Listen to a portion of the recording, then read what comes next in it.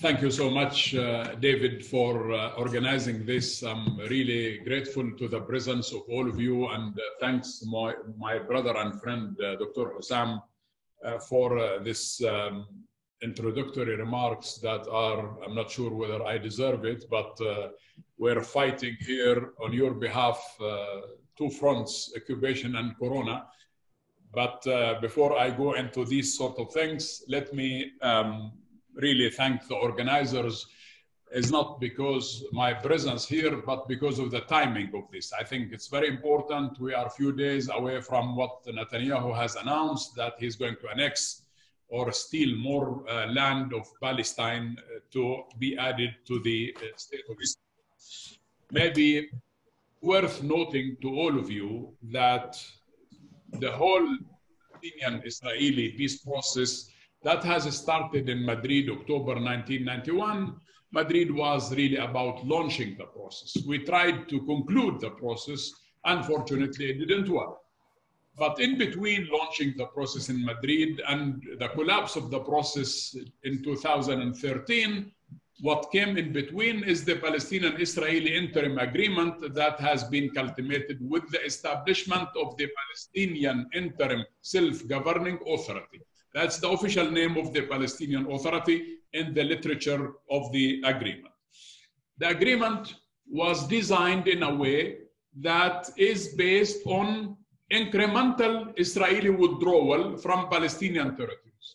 And this sort of categorization of the Palestinian territory into Area A, Area B, Area C, in which the Palestinian Authority enjoys everything in Area A, which is no more than 18% of the total area of the West Bank, and Area B, in which we enjoy control over security, over planning and zoning and law and order. Area C, which is actually 60% of the total area of the West Bank, is where Israel enjoys security and other things. In total, this situation should have ended by May 4th, 1999.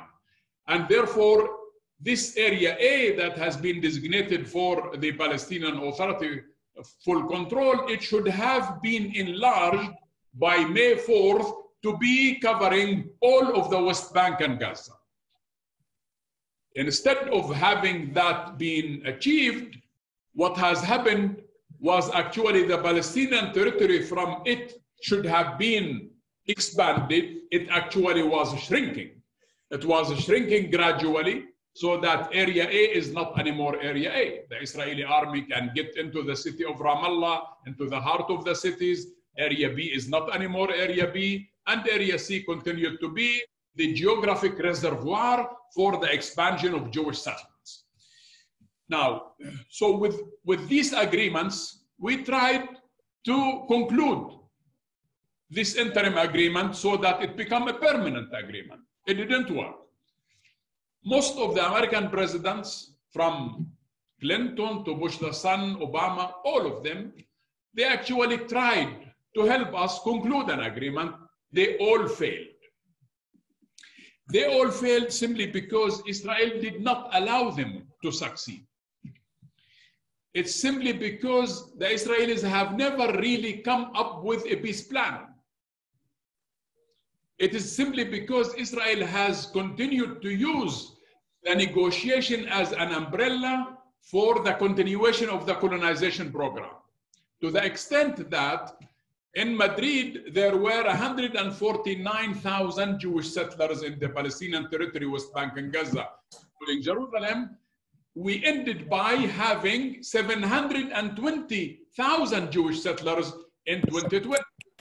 So the number has increased, and the number of Jewish settlements is now more than 220 Jewish settlements, plus maybe 85 outposts and so on. So now the question is, why did all these American presidents fail? It is very simple, that the American presidents always wanted to give Israel what she wanted to get. And American shepherd of the process was never and could not and cannot be described as honest brokers. And the United States has never knew what its role is. Were they facilitators? Are they facilitators? Are they mediators? Or are they honest brokers? And I am astonished to hear Mr. Borrell was telling me over the phone the other day. I was telling him that the United States is not an honest broker. And he told me, Mr. Kushner has told him that, who told you that we are honest brokers? We are not honest brokers. We are brokers who want to reach a deal. We are not honest brokers. So United States never knew exactly what is its role. And I think this has been one of the problems that the peace process has faced, that the shepherd of the peace process did not really know where he or she, where they are heading. One. Second important issue, then here comes President Trump. From day one, we were astonished that this unpredicted president was moving from one direction to totally the opposite. In his meeting with President Abbas at the White House, he came out of the meeting saying that to the Palestinian delegation, you should be proud of your president. He's a wonderful man. I can make business with him. Then the second meeting in Bethlehem, it was a disaster. He was blaming President Abbas that you are inciting, you're this and that, and so on and so forth. So from one extreme to the other. According to Max Weber, these populist leaders, one important character that does describe them, they are unpredictable, selfish, and many other things to come. So the Trump administration, or the president and his team, they came with very new methodology to handle the Palestinian-Israeli crisis. Quote unquote, very innovative, if you like. Yes, but in the most negative, aggressive sense ever. The thesis in Washington with this administration was based on the following formula. Any negotiating table has two sides. A winning side, a losing side. A victorious side, a defeated side. The Palestinians were sitting on the defeated side of the negotiating table, but they were never defeated. So the thesis in Washington was based on the following. Defeat them, so they surrender, so they accept. This was the thesis.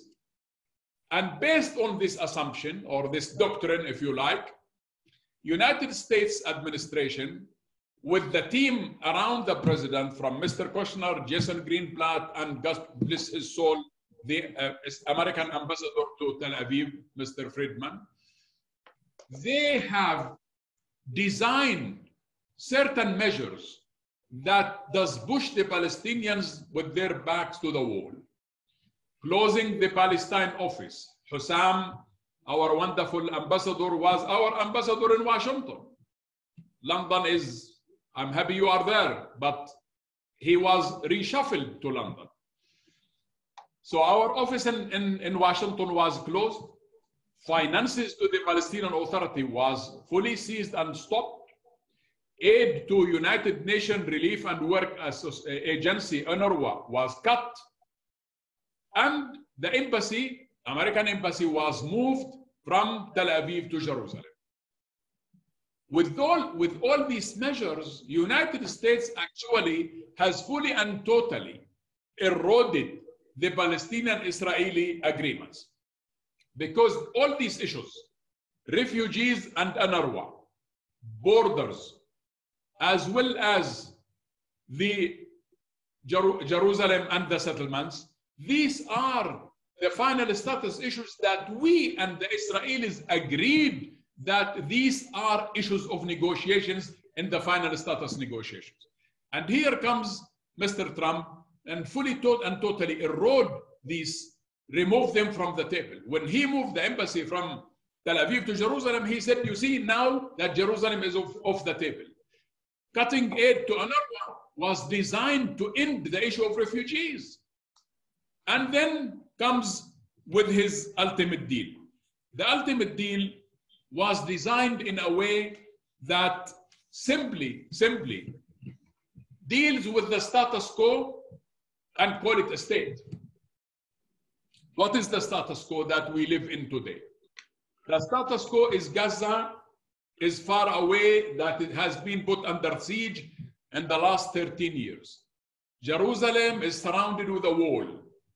Hebron is H1, Hebron city is divided between H1 and H2. Where we control H1, Israel controls H2. And then the Jordan Valley is totally isolated with Israeli measures. So, with this design of the ultimate deal that has actually given the Israelis all what they wanted, and that has taken from the Palestinians all what they should have been given to, was actually taken from them. The ultimate deal has provided a map. The map actually takes 30% of the West Bank, not out of the total size of the West Bank, because the West Bank, you have to take out of it Jerusalem, the Jewish settlements, the 13% area that has been annexed by the wall, H2, and many other things. So what remains, Israel will take another 30% of what remains, which is the Jordan Valley and other places. So the whole world has rejected the ultimate deal. Netanyahu was the first to welcome the ultimate deal because he knew what he was doing. Netanyahu wanted to take from the ultimate deal whatever suits him. And that is why the debate now in Israel, or what all Netanyahu is pushing for, is to annex what President Trump in his ultimate deal has given him a map to annex. Now, this issue of annexation, it is part for Netanyahu. It is part of a systematic destruction of a future Palestinian state. Netanyahu never believed in two states. Netanyahu has designed all his policies, whether it is land expropriation, more Jewish colonizations, more colonies. All the design of the Netanyahu policies were aiming at one thing, which is to destroy a future possibility of a Palestinian state. So annexation is part of this for him. But also, Netanyahu has a personal agenda. Today, the Prime Minister is a standing trial on corruption basis. He does not want to leave office with that sort of tag. He wants to take things to a totally different direction. The problem is that this coalition in Israel today is not a coalition for peace. We were hopeful that Gantz and his group, they will make a difference. I mean, for me, really, there was no difference. And I was jokingly saying that the difference between Bibi Netanyahu and Benny Gantz is no more than the difference between Pepsi Cola and Coca-Cola. Not much. But still, there is a slight difference. We could have built on that. Unfortunately, the coalition between the two, Article 29 of the agreement, it does give Netanyahu a green light to annex. And the debate in Israel today, very unfortunately, is not between peace camp and war camp.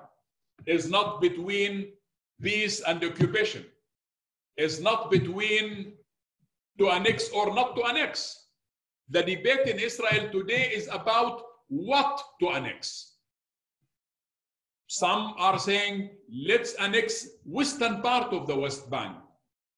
Extend Israeli law over certain Jewish settlements. Netanyahu is saying, no, Trump gave me a map and it gives me legitimacy to annex the Jordan Valley, which is 13%, 30% of the total area. So the debate in Israel today is not to annex or not to annex, is about what to annex. For us, this annexation is part, as I said earlier, is part of the systematic destruction of a future Palestinian state. Not only that, it's actually for us, it's a serious existential threat for us as people and for us as a future state and for the geographic area that is supposed to be the state of Palestine. But not only that, Jordan has felt the heat. And also there is a regional dimension of this threat for Jordan, for Egypt, for the region as a whole. On the ground today, the situation is very difficult. We faced serious challenges, not only with occupation, but even with this corona. Imagine a situation in which we have no control over our borders. Most of the cases of corona has been caused to us by Palestinian workers in Israel who commute on daily basis. There are 200,000 Palestinian workers who work in Israel. And the first wave of corona, we managed to stop things because we were working exactly on the borders of 67. When we stopped coordination with Israel, Israel has ordered us to remove our police from the checkpoints at the entry and the exit points. Not only that, Gaza is still under siege. Poverty, 57% of the Palestinians are under poverty line.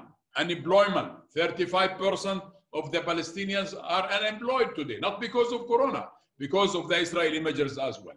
House demolitions.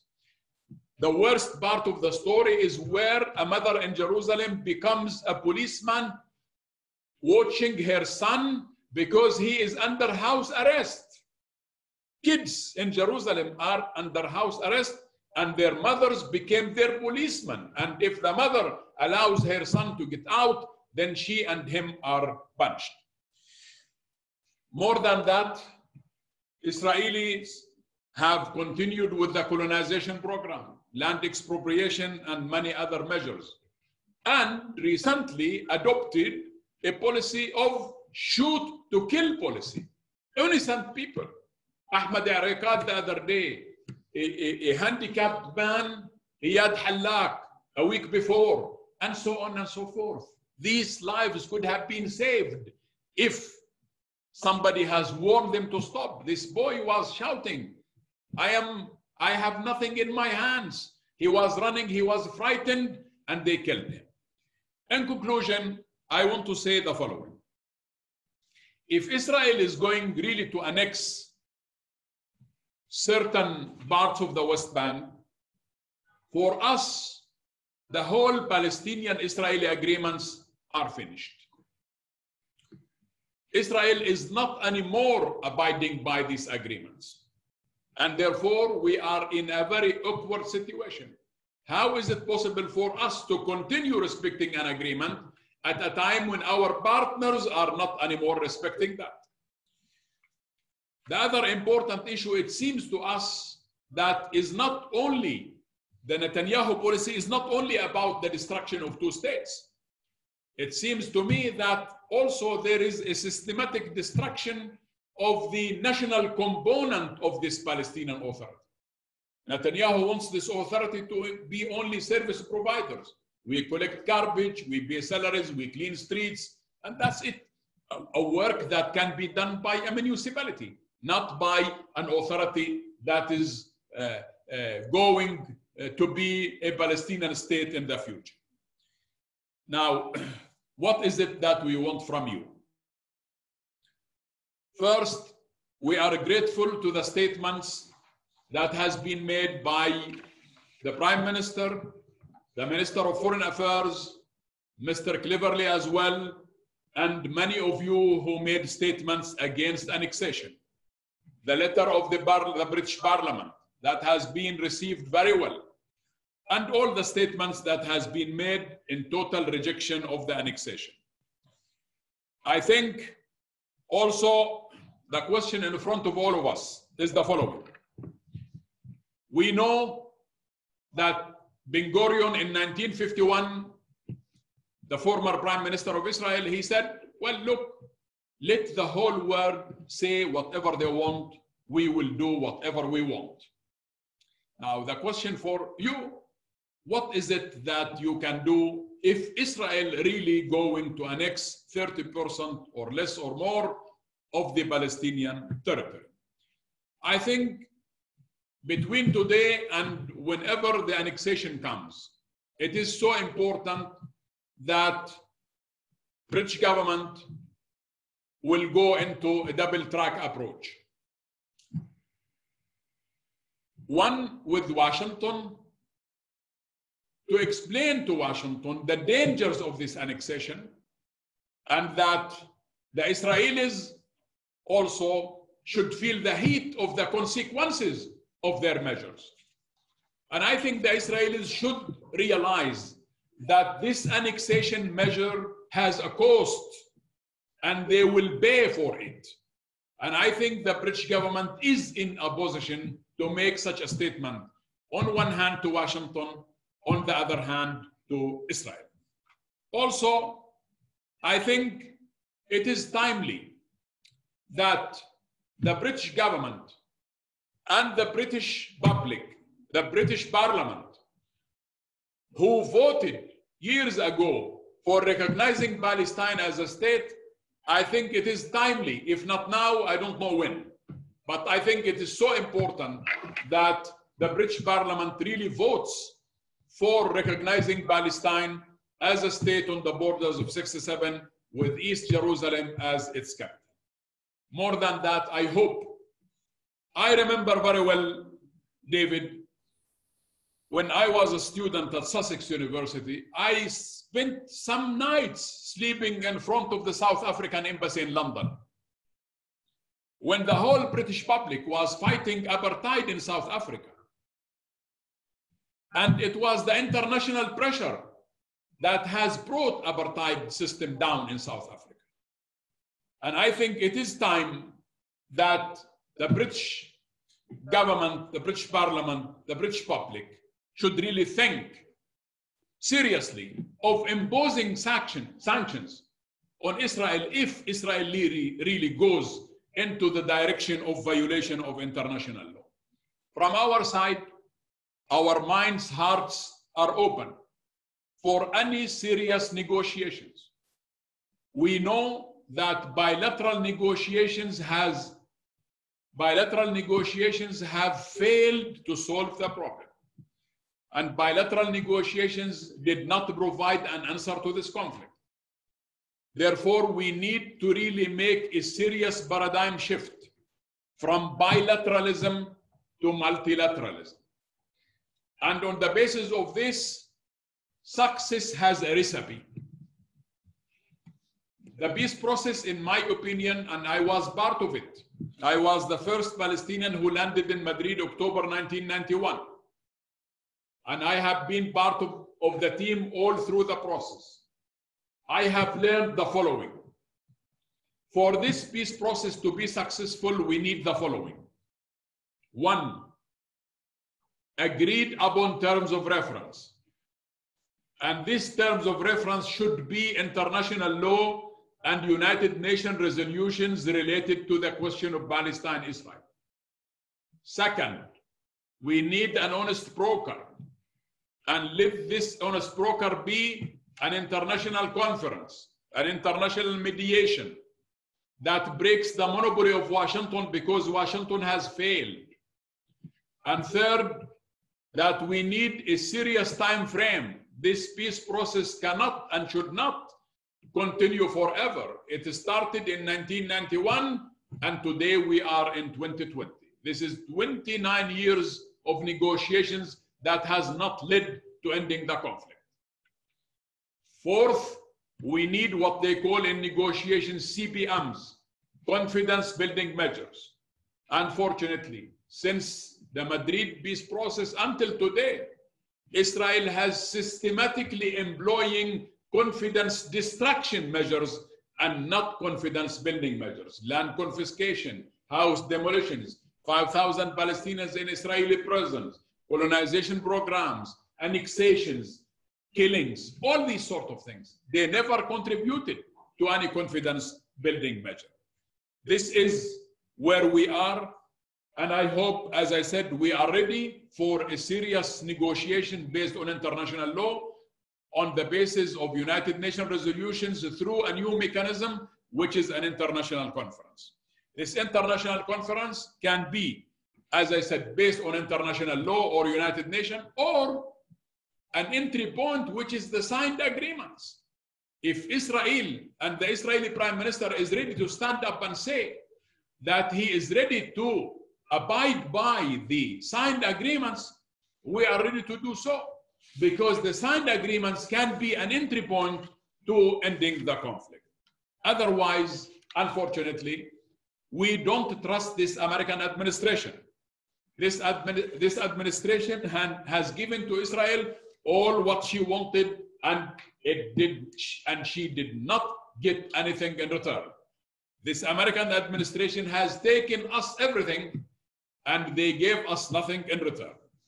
I hope that the British government, the parliamentarians, the civil society, the activists, all of you, and I know you are looking at the list of names, I know you are on the side of peace and justice. I know you are aware of the dangers of this Israeli measure, but I think also it is the moment that we reverse this Israeli intention by really taking a preventive measure, recognizing Palestine as a state on the borders of 67 with Jerusalem as its capital. I hope I made myself clear to you, and thank you for your patience. Thank you for listening to me, and I'm ready to answer any question if it arises. Thank you so much.